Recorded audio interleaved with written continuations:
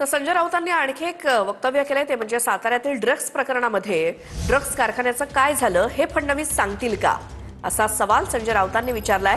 Satara drugs कारखान्यामध्ये शिंदेंच्या निकटवर्तीयांचा संबंध असल्याचं राऊत म्हणालेत।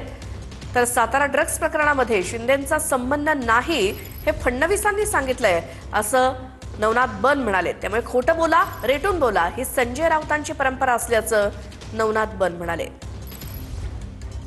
सातारा मधल्या ड्रगच्या कारखान्याचं काय झालं हे सांगतील का देवेंद्र फडणवीस? त्यातले खरे सूत्रधार कोण आहेत हे देवेंद्र फडणवीसांना माहिती आहे, पण संबंधित मंत्री हे देवेंद्र फडणवीस यांच्यासमोर गुडघ्यावर बसले जवळजवळ, आणि देवेंद्र फडणवीस यांनी या ड्रग्सच्या कारखान्याच्या सूत्रधारांना अभय दिलं।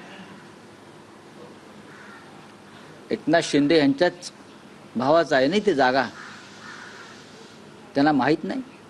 गृहमंत्री आणि मुख्यमंत्री देवेंद्रजींनी याआधी स्पष्ट केले की या प्रकरणामध्ये एकनाथजी शिंदेंचा काहीही संबंध नाही, तरीही संजय राऊत यांच्याकडनं अशा पद्धतीचे बिनबुडाचे आरोप जाणीवपूर्वक केले जातात। त्यांना माहिती आहे की एखाद्याला बदनाम करण्यासाठी वारंवार खोटं बोला आणि रेटून बोला ही संजय राऊत यांची परंपरा आहे, संजय राऊतांचं धोरण आहे। सातारा प्रकरणामध्ये कुठेही तथ्य नाही हे पूर्ण तपासातून सिद्ध झालेलं आहे, तरीही संजय राऊत जाणीवपूर्वक खोटे आरोप करतात। तर साताऱ्यातल्या ड्रग्स कारखान्याचं काय झालं या संदर्भात संजय राऊतांनी आज पत्रकारांशी बोलताना प्रश्न उपस्थित केला।